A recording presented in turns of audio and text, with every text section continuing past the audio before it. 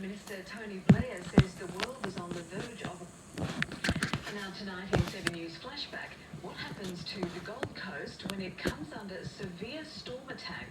The film from 1967 is frightening as homes and units are dragged into the sea. 1967 was not the year to own beachfront property on the Gold Coast. Relentlessly, the breakers ate away the sand, undermined holiday homes, luxurious guest houses and modern flats. Promenades crumbled and disappeared in the swirling foam. Some homes toppled, disintegrated to become bottom. Half the esplanade was swept away. Residents left dangling over the edge were stunned. It appears that the battle for the Gold Coast is over and the sea has won. It will take many years to restore the beaches to their former state, and more years still to remove some of the ugly scars that remain. But residents weren't giving up so easily. Bulldozers worked to shore up the beach. The army was called in, bringing in lights so they could sandbag around the clock. The beach was rebuilt on a foundation of car wrecks. A marine parade, it should have been up to the road, should have been left sufficient space for a marine drive, and the property should have been planned.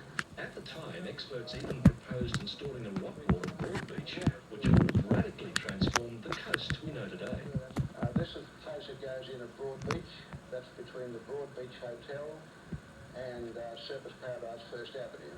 It's worth noting, on the map, the land labelled as flood areas, today we call prime real estate, home to thousands of people on canal estates. That would relieve the flooded area and remove the threat of erosion. Within 18 months, the sand had returned, and boulder walls were eventually installed along the coast. But modern experts warn, don't rule out this happening again. And particularly with the ever-looming concern over climate change, the predictions are that we're going to have more intense storms in the future. So what would the impact be on the highly developed Gold Coast we know today? The high-rises that have been built recently have been built to design standards that would certainly accommodate the kind of erosion events we saw in that old footage. Some of the more older buildings might be a little bit more under threat. But at the end of the day, with very extreme events, erosion can occur, properties can come under threat, and there would need to be a certain element of concern for some of those properties on our beachfront.